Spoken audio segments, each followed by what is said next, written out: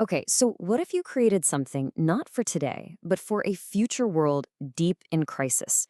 That's the whole mission behind the source we're diving into. We're looking at the final sermon in a massive 44-part series on the book of Revelation from a Korean pastor. And after years of teaching, his last message, well, it isn't just a summary. It's a prophecy about his own work and a really stark vision of what's to come. Right from the jump, he sets this incredibly mysterious tone. I mean, think about that for a second. He genuinely believes his entire digital archive, all these videos, aren't for his current audience. Not really. It's like a message in a bottle, meant to be found by a future generation that he thinks will be so desperate for answers, they'll be frantically searching for the exact things he's recording right now. So before we can even get into the actual prophecies in the sermon, you've got to understand this personal mission of his. He sees himself as this voice in the digital wilderness, carefully putting together a message he believes will only truly hit its mark when the whole world is in turmoil. And here is where you see the absolute scale of his conviction. Get this. He says his channel gets, about 100 views a day right now. But he prophesies that during this future crisis, his viewership is going to explode by 100 times to over 10,000 views a day. He's so sure of it, he's actually worried his servers might crash from all the traffic. He literally calls his YouTube channel a digital ark. For him, this isn't just a video archive. He sees himself as carefully preserving what he calls treasure-like truths. He's building a contingency plan to make sure these ideas survive for a future generation, even if he's not around anymore to preach them himself. And all of that mission setting, it builds directly into the heart of his message. This vivid, absolutely breathtaking picture of the New Jerusalem, the ultimate reward, the final destination for the faithful. He describes a city that is almost impossible to imagine.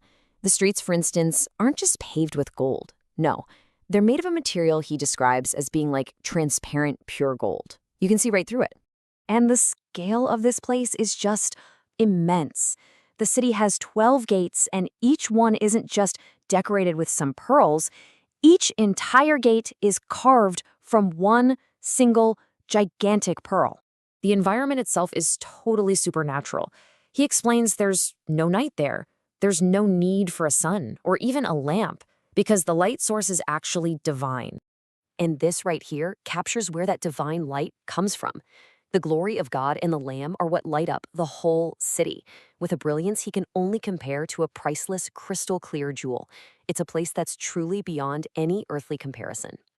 But before anyone can get to that glorious city, the sermon takes a sharp turn. It shifts to the hardships prophesied to happen right here on earth.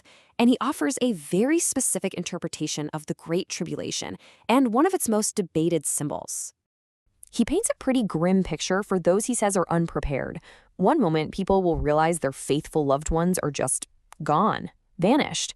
The very next moment, a catastrophic global war, he even suggests it could be nuclear, plunges the world into such intense suffering that even basic things like buying and selling become nearly impossible. And that, of course, leads to a central question that anyone who studies Revelation has to wrestle with. What is the mark of the beast that's supposedly required for commerce during this time? Now, the pastor takes on the very popular theory that the mark is some kind of microchip implant, like a Verichip. He says that this is a dangerous misinterpretation. For him, the most important point is this. You cannot receive the mark by accident. It's not something that can be injected into you without your knowledge. It has to be a conscious, spiritual decision to worship the Antichrist. It's about allegiance, he says, not technology. And this brings us to the climax of the entire sermon. This is where he delivers an incredibly severe warning, pulling it directly from the final verses of Revelation about the eternal dangers of getting this prophecy wrong. He quotes it word for word, right from the text, starting with the first half of the warning. If you add anything to the words of the prophecy, God will add the plagues from the book directly to you. So let's break that down. It's really simple and incredibly stark. There are two forbidden acts. You add to the prophecy, you get the plagues. You subtract from it, you lose your place in the holy city, forever. For this pastor, the stakes could not possibly be any higher. And to be clear, for him, this is not some ancient, abstract warning. He applies it directly to teachers today. He argues that by teaching the very chip theory, they are adding to the prophecy. They're inventing details that aren't in the original text. And because of that, they are making themselves subject to this very curse. So after all these dire warnings, how does he wrap it all up? Well, he shifts gears and moves to a final, really passionate call to action. And he completely reframes how believers should even approach this complex and, let's be honest, often terrifying book. He offers this really beautiful analogy. He says the book of Revelation isn't meant to be read like some dry textbook. It should be read like a love letter, a letter from Jesus to his followers. And you don't read a love letter just once, with fear. You read it over and over with joy and this deep longing to understand the heart of the person who wrote it to you.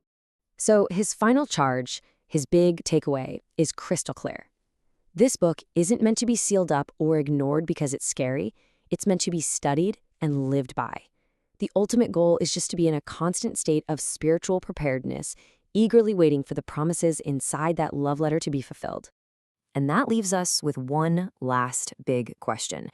This whole sermon is such a powerful reminder that these aren't just ancient texts collecting dust on a shelf. They are living traditions for millions of people. And it really makes you wonder, doesn't it?